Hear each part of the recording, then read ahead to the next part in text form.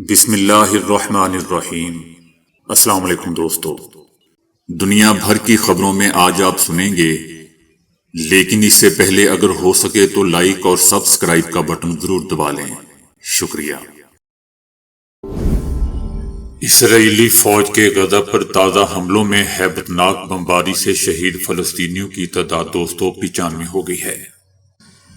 3 روز سے 530 سے زائد فلسطینی شہید کیے جا چکے ہیں، جن میں 200 سے زائد بچے بھی شامل ہیں۔ اسرائیلی فوج نے شمالی غزہ میں زمینی آپریشن شروع کر دیا ہے۔ زمینی آپریشن میں اسرائیلی فوج نے بے گھر فلسطینیوں کو علاقہ خالی کرنے کی وارننگ بھی دی تھی۔ بے گھر فلسطینی پھر سے علاقہ چھوڑنے پر مجبور ہو گئے۔ ادھر القسام بریگیڈز نے غزہ سے اسرائیلی دارالحکومت تل ابیب میں متعدد راکٹ حملے کیے ہیں۔ ان حملوں کے دوران اسرائیلی علاقوں میں خطرے کے سائرن بھی بجنے لگے۔ اسرائیل نے القسام بریگیڈ کی جانب سے فائر کیے گئے راکٹ مار گرانے کا دعویٰ کیا ہے۔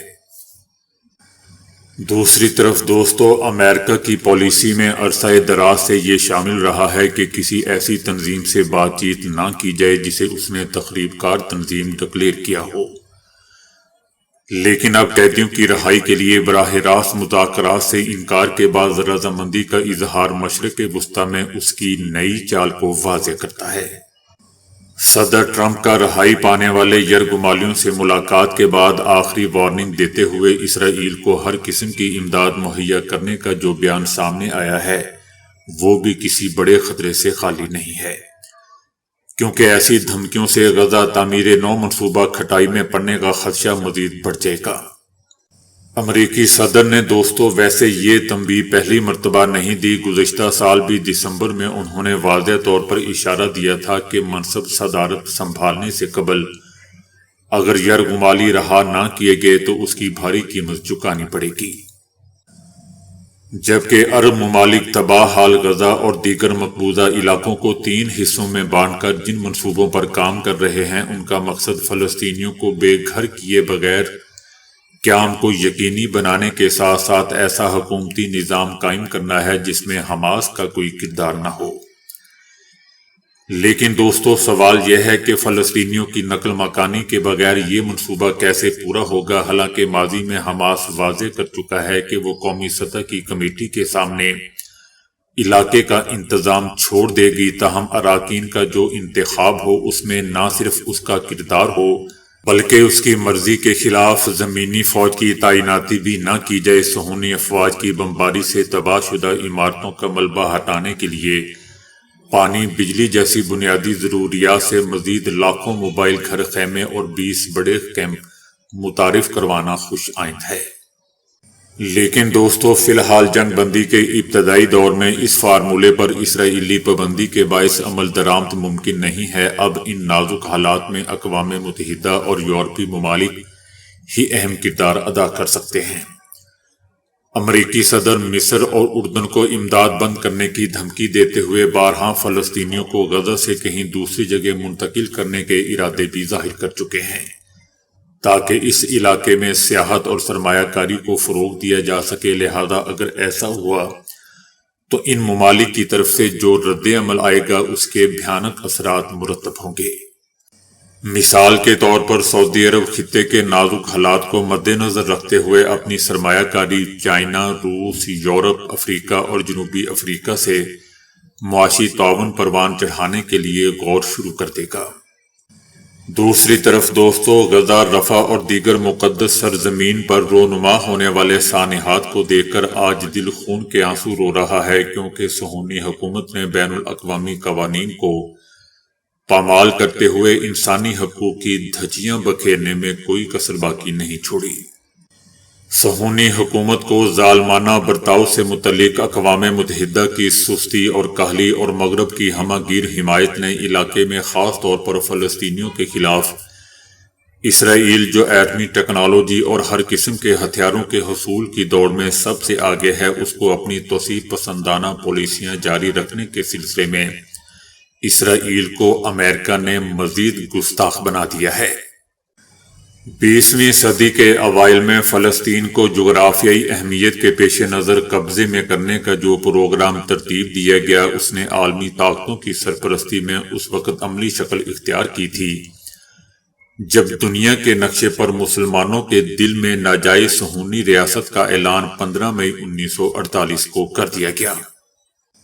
ارض فلسطین پر ناجائز صہیونی ریاست برطانیہ اور امریکہ نے ہی دوستو تشکیل دی تھی۔ بعد میں کیمپ ڈیوڈ معاہدے کی بنیاد پر 2 ریاستی حل کی تجویز بھی انہی کی جانب سے سامنے لائی کی۔ اس ناجائز ریاست کے ساتھ مل کر ظلم اور جبر اور سفاکیت بربریت کا سلسلہ ہر آنے والے دن کے ساتھ دوستو مسلسل دراز تر ہوتا جا رہا ہے۔ فلسطین میں مقدس مقامات پر یہودی شرپسندوں اور فورسز کے حملوں میں غیر معمولی اضافہ دیکھنے کو مل رہا ہے، لیکن مقام افسوس ہے کہ عالمی طاقتیں فلسطینیوں کے ساتھ انصاف کرنے کی سمت کوئی قدم نہیں اٹھا رہی۔ تاریخ گواہ ہے کہ 1967 میں فلسطین پر قبضے کے بعد اس سرزمین کے حقیقی وارثان نے لاکھوں کی تعداد میں اردن، لبنان اور شام میں پناہ لی، مگر سامراجی اور استعماری ہتھ کنڈوں نے انہیں یہاں سے بھی نکلنے پر مجبور کر دیا۔ اس میں دوستو کوئی دو رائے نہیں ہے کہ سامراج نے مسلم ممالک کو زیر تسلط کرنے کے لیے موجودہ تنازعات کو خود پیدا کیا۔ اقوام متحدہ کے بعض رکن ممالک کے جنگ اور توسیع پسندانہ عزائم سے ہی انسانی بقا کو دوستو شدید خطرات لاحق ہو چکے ہیں۔ نیتن یاہو کی طرف سے نیا محاذ کھولنے کا اشارہ اور جنگ کو ختم نہ کرنے کے اعلان نے بھی خطے میں خطرے کی گھنٹی بجا دی ہے۔ عراق، افغانستان، الجیریا، لبنان، لیبیا، شام، سری لنکا اور یمن نت نئے تنازعات کا شکار ہیں۔ وہیں 1948 میں صہیونی ریاست کو کبھی بھی تسلیم نہ کرنے والے عرب ممالک سے اسرائیل کے سفارتی تعلقات استوار ہونے کے بعد ایک چیز اب دوستو واضح ہو چکی ہے کہ مشرق وسطی اور جنوبی ایشیا میں وسیع پیمانے پر تبدیلیاں جاری ہیں۔ روس یوکرین تنازع کا بھرپور طریقے سے فائدہ اٹھا کر لاکھوں یہودیوں کو فلسطین میں آباد کرنے کا جو مذموم منصوبہ بنایا گیا تھا اس پر عمل درآمد کے لیے پولینڈ، رومانیہ اور ہنگری کی سرحد پر استقبالیہ کیمپس بھی قائم کیے گئے ہیں۔ پناہ گزینوں کی رجسٹریشن کر کے انہیں خصوصی پروازوں سے اسرائیل بھیجا گیا، جہاں ان کی دلجوئی کے لیے سوویت یونین ٹوٹنے کے بعد سے یہاں پر مقیم یوکرینی یہودیوں کی اچھی خاصی تعداد موجود تھی۔ وہیں انہیں فوری طور پر امدادی رقم، ملازمتی مواقع، سیکیورٹی، شہریت، پاسپورٹ، بچوں کے لیے تعلیم اور صحت کی سہولتیں فراہم کی گئیں۔ دوستو یاد رہے کہ یوکرین میں بہت سے یہودی موجود ہیں، اس لیے یوکرین اور روس کی جنگ کا بہانہ بنا کر ان کو ادھر شفٹ کیا جا رہا ہے۔ اسرائیل دوستو ان دنوں عالمی قوانین کو سرعام پاؤں تلے روند کر مہاجرین کے لیے ایسے نت مسائل پیدا کر رہا ہے کہ جس کی ماضی میں کہیں بھی مثال نہیں ملتی۔ فلسطین میں غربت، بھوک اور بے سر و سامانی کے شکار در بدر کی ٹھوکریں کھانے والے پناہ گزینوں کی محرومی حد درجہ بڑھ چکی ہے۔ امن اور سلامتی کے بڑھتے ہوئے چیلنج سے پناہ گزینوں کا مسئلہ بہت اہمیت اختیار کر گیا ہے، لیکن بدقسمتی سے بعض ممالک میں سر فہرست امریکہ، برطانیہ اور یورپ نے ان کے لیے اپنے دروازے بند کر دیے ہیں۔ حالانکہ انسانیت کا تقاضا ہے کہ مشکلات میں گھرے ہوئے لوگوں کو تنہا نہ چھوڑا جائے۔ مہاجرین کی تعداد میں یہ اضافہ دوستو عالمی اداروں کے لیے ایک چیلنج سے کم نہیں، جو امریکہ جیسے ملکوں کی وجہ سے پھیلے ہوئے ہیں۔ نقل مکانی کرنے والے افراد کے حقوق کا کوئی بھی ضامن نہیں ہے، کیونکہ ترقی یافتہ ممالک نے امیگریشن کنٹرول کے نام پر انسانی حقوق کا احتسال شروع کر رکھا ہے۔ 2015 کے پناہ گزین بحران کے دوران ترکی نے یورپی یونین کے ساتھ ایک معاہدہ کرتے ہوئے اربوں یوروز کے عوض پناہ گزینوں کی یورپ تک رسائی روکنے پر اتفاق کیا تھا۔ ترکی کی افواج نے یورپ کے ساتھ لگنے والی سرحدوں اور سمندری راستوں کی ایک لمبے عرصے تک نگرانی بھی کی تھی، لیکن بعد میں ترک صدر رجب طیب اردوان نے دھمکی بھی دی کہ اگر اتحادیوں نے شام کی جنگ میں ان کی مزید مدد نہ کی تو وہ 37 لاکھ کے لگ بھگ مہاجرین کے لیے مغربی سرحدیں اور سمندری راستے کھول دیں گے۔ نیتن یاہو کی جارحیت اور بربریت کے خلاف اقوام عالم میں فسادات پھوٹ پڑے ہیں۔ مسلمانوں کے ساتھ ساتھ اسرائیلی عوام بھی سر عام مارے جا رہے ہیں۔ غزہ میں پناہ گزین کیمپوں پر صہیونی حکومت کی طرف سے فائرنگ، شیلنگ اور آنسو گیس پھینکنا غیر انسانی فعل ہے۔ اگر یہی سلسلہ دوستو برقرار رہا تو یقیناً موجودہ حالات سے کوئی بھی ملک محفوظ نہیں رہ پائے گا۔ اقوام متحدہ کی قراردادوں پر عمل درآمد میں ناکامی اگر یوں ہی اسرائیل کا حوصلہ بڑھاتی رہی تو وہ دن دور نہیں کہ جب یہ خطرناک صورتحال مشرق وسطیٰ ہی نہیں بلکہ پوری دنیا کے ممالک کو ایک ایک کر کے اس نئی جنگ کی طرف گھسیٹ کر لے جائے گی، جس کے نتائج عالمی سطح پر تصور سے بھی کہیں زیادہ برے ہوں گے جو ہم سمجھ نہیں پا رہے۔ ایران کے سپریم لیڈر آیت اللہ خامنائی کا کہنا ہے کہ ایران خطے میں پراکسی وار نہیں چاہتا۔ یمنی حوثیوں کے حملے سے ایران کا کوئی تعلق نہیں۔ اگر امریکہ نے اسے جواز بنا کر ایران کے خلاف کوئی قدم اٹھایا تو اسے منہ توڑ جواب دیا جائے گا۔ سپریم لیڈر نے پیغام دیا ہے کہ اگر امریکہ یا کسی اور نے ایران کے خلاف مذموم عزائم رکھے تو اسے ہمیشہ کی طرح سخت نتائج کا سامنا کرنا پڑے گا۔ سپریم لیڈر کا کہنا ہے کہ امریکہ نے یمن کے حوثی گروپ کو ایرانی پراکسی کہہ کر بڑی غلطی کی ہے۔ یمن کے اپنے مقاصد ہیں اور خطے میں مزاحمتی گروہوں کے اپنے محرکات ہیں۔ ایران کو پراکسیوں کی ضرورت نہیں ہے۔ ایرانی سپریم لیڈر کا یہ بھی کہنا تھا کہ ہمیں دھمکیاں دیتے ہیں لیکن ہم نے کبھی کسی سے جنگ کا آغاز نہیں کیا۔ تاہم اگر کوئی ایران کے خلاف قدم اٹھائے گا تو اسے منہ توڑ جواب دیا جائے گا۔ دوستو یاد رہے کہ امریکی صدر ٹرمپ نے یمن کے حوثی گروپ کی جانب سے اسرائیل پر ہونے والے حملے کا ذمہ دار ایران کو ٹھہرایا ہے۔ غاصب صہیونی رجیم کے میڈیا نے غاصب اسرائیلی صدر اور نیتن یاہو کابینہ کے درمیان بڑھتے اختلافات سے پردہ اٹھایا ہے۔ اسرائیلی صدر نے غاصب اسرائیلی وزیر اعظم نیتن یاہو پر کڑی تنقید کرتے ہوئے کہا ہے کہ ہم اپنے بچوں کو جنگ کی اگلی صفوں میں نہیں بھیج سکتے۔ ٹھیک دوستو، ایک ایسے وقت میں جب صہیونی کابینہ خود ایسے اقدامات اٹھا رہی ہے جو متنازع اور غاصب صہیونیوں کے درمیان تقسیم در تقسیم کا باعث ہے۔ اسرائیلی صدر کا کہنا ہے کہ آج ہم یک طرفہ کارروائیوں کا ایک پورا سلسلہ دیکھ رہے ہیں، جبکہ میں خود بھی ان کارروائیوں کے ہمارے اندرونی اتحاد پر تباہ کن اثرات سے بہت زیادہ خوفزدہ ہوں۔ غاصب صہیونی صدر نے زور دیتے ہوئے کہا کہ میں ہر متنازع اقدام کا جائزہ لینا چاہتا ہوں، خاص طور پر اگر اس کارروائی کا اثر جنگی کوششوں اور اسرائیلی قیدیوں کی بازیابی پر پڑتا ہو۔ ان کا کہنا تھا کہ سیکیورٹی اداروں میں اعلیٰ افسران کے خلاف اشتعال انگیزی کی لہر بھی موجود ہے، لہذا یہ مسئلہ صرف اور صرف تقسیم در تقسیم کا باعث ہی بنے گا۔ جبکہ دوسری طرف اسرائیلی کابینہ کا کہنا ہے کہ اسرائیلی صدر ایک مرتبہ پھر احتجاجی مظاہرین کے ساتھ جا ملا ہے۔ نیتن یاہو کی کابینہ کا یہ بھی کہنا ہے کہ کوئی بھی شخص اس جعلی قوم پرستی پر یقین نہیں کرتا جسے اسرائیلی صدر کی جانب سے فروغ دینے کی کوشش کی جا رہی ہو۔ یہ حیرت کی بات نہیں ہے کہ اسرائیلی صدر بھی مکمل طور پر شیڈو حکومت میں جا شامل ہوا ہو۔ جمعیت علماء ہند کے صدر مولانا ارشد مدنی نے ایک بار پھر زور دے کر کہا ہے کہ وقف ترمیمی بل مسلمانوں کو کسی بھی صورت میں قابل قبول نہیں، اور اگر حکومت نے اسے واپس نہ لیا تو ملک گیر جمہوری اور منظم تحریک چلائی جائے گی۔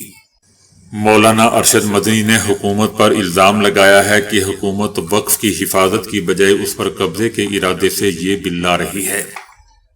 ان کا کہنا تھا کہ مشترکہ پارلیمانی کمیٹی JPC میں مسلم تنظیموں اور اپوزیشن جماعتوں کی تجاویز کو مسترد کر دیا گیا ہے، جو اس بات کا ثبوت ہے کہ حکومت کی نیت وقف املاک کی حفاظت نہیں بلکہ انہیں ہڑپنے کی کوشش ہے۔ مولانا ارشد مدنی کا کہنا تھا کہ خود کو سیکولر کہنے والی جماعتوں کو خبردار کرتے ہیں کہ وہ اس غیر آئینی بل کو پاس نہ ہونے دیں، ورنہ ہم اور تاریخ انہیں کبھی معاف نہیں کرے گی۔ ان کا کہنا تھا کہ موجودہ حکومت ملک کے سیکولر ڈھانچے اور مسلمانوں کے حقوق کو نظر انداز کر کے اکثریتی طبقے کی مرضی تھوپ رہی ہے۔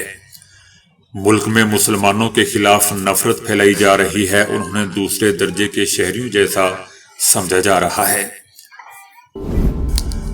اورنگزیب عالمگیر کے مقبرے کو مسمار کرنے کا مطالبہ کرتے ہوئے وی ایچ پی اور بجرنگ دل کے احتجاج کے دوران دوستوں رونما ہونے والے ناگپور فرقہ وارانہ فسادات کی جانچ پولیس کا کہنا ہے کہ وہ کر رہے ہیں۔ پولیس کا یہ بھی دعویٰ ہے کہ انہیں شواہد ملے ہیں کہ ناگپور میں ہونے والے فسادات کا ماسٹر مائنڈ فہیم خان ہے۔ فہیم شمیم خان کے خلاف تعزیرات ہند کی دفعہ 152 کے تحت مقدمہ درج کر لیا گیا ہے، جو کہ غداری کا دوستوں مقدمہ بنتا ہے۔ پولیس کے ڈپٹی کمشنر کا کہنا ہے کہ فہیم خان کے سمیت 6 دیگر مسلمانوں کے خلاف ملک سے غداری کا مقدمہ درج کیا گیا ہے۔ پولیس کا کہنا ہے کہ پولیس نے 230 سوشل میڈیا اکاؤنٹس کی تصدیق کی ہے جن سے فسادات کے کئی قابل اعتراض ویڈیو وائرل کیے گئے۔ پولیس نے کچھ ایسے اکاؤنٹس کا بھی بھونڈا پتہ لگایا ہے جن کا تعلق بنگلہ دیشیوں سے ہے۔ پولیس کا کہنا ہے کہ ناگپور گزشتہ 4 دنوں سے فسادات کی آگ میں جل رہا ہے۔ شہر کے مرکزی بازار بھی ٹھپ ہو کر رہ گئے ہیں۔ شہریوں کے لیے ضروری اشیاء کی خریداری کے لیے 2 سے 4 بجے تک کرفیو میں نرمی دی گئی ہے۔ امریکی فوج کی مسلسل جارحیت کے باوجود دوستوں یمنی مسلح افواج نے قاسم اور شفاق صہیونی رجیم کے مرکز کو کامیابی کے ساتھ نشانہ بنایا ہے۔ یمنی مسلح افواج کے جنرل یحییٰ نے مقبوضہ فلسطین کے مرکز پر ہونے والے اپنے کامیاب بیلسٹک میزائل حملے کا اعلان کرتے ہوئے کہا ہے کہ قاسم صہیونی رجیم کے اہم مراکز کے خلاف یہ حملہ ایک ایسے وقت میں انجام دیا گیا ہے جب امریکہ نے برطانیہ کے ساتھ مل کر یمن کے خلاف وحشیانہ بمباری کا سلسلہ جاری رکھا ہوا ہے۔ جنرل یحییٰ کا کہنا تھا کہ یمنی مسلح افواج نے اپنے فلسطین 2 نامی سپر سونک بیلسٹک میزائل کے ذریعے مقبوضہ فلسطین میں واقع بن گورین نامی صہیونی ایئرپورٹ کو کامیابی کے ساتھ نشانہ بنایا ہے۔ یاد رہے دوستوں کہ یمنی حکام نے، یمنی حکومت نے، یمنی فوج نے اعلان کر رکھا ہے کہ یمنی مسلح افواج غزہ اور مظلوم فلسطینی شہریوں کی حمایت میں بحر احمر سمیت بحر روم میں بھی غاصب اسرائیلی رجیم کے بحری جہازوں کو نشانہ بناتی رہے گی جب تک کہ غزہ کے خلاف جاری اسرائیلی جارحیت بند نہیں ہو جاتی۔ ایلون مسک کی کمپنی سٹار لنک کو NOC جاری کیے جانے کے بعد دوستوں پاکستان سیٹلائٹ انٹرنیٹ کی دنیا میں قدم رکھنے کو تیار۔ PTA آئندہ 2 ہفتوں میں سٹار لنک کو لائسنس جاری کر دے گا۔ سٹار لنک پہلے ہی PTA میں لائسنس کے لیے درخواست دینے کے علاوہ PTA میں ٹیکنیکل اور بزنس پلان بھی جمع کروا چکا ہے۔ سٹار لنک نے پاکستان میں رجسٹریشن کے حوالے سے 3 مراحل مکمل کر لیے ہیں۔ اب دوستو انٹرنیٹ کی رسائی ایسے علاقوں پر بھی ہوگی جہاں پہلے نہیں تھی۔ دوستو وزیر اعلیٰ مریم نواز کا دور ہے۔ یہ واقعہ 2 دن قبل لاہور کے علاقے میں ہی پیش آیا جس میں بیوی میکے جانے کے بہانے اپنے شوہر یوسف کو اپنے ساتھ لے گئی اور سسرال والوں نے گھریلو مسائل کا بہانہ بنا کر یوسف کو تشدد کا نشانہ بنا ڈالا۔ DIG آپریشنز کا کہنا ہے کہ قانون ہاتھ میں لینے والوں کے خلاف سخت کارروائی عمل میں لائی جا رہی ہے، لیکن دوستو یہ بھی یاد رہے کہ یہ وزیر اعلیٰ مریم نواز کا دور ہے۔ تو دوستو ابھی کے لیے اتنا ہی۔ ویڈیو کو لائک اور شیئر کرنے کا بہت بہت شکریہ۔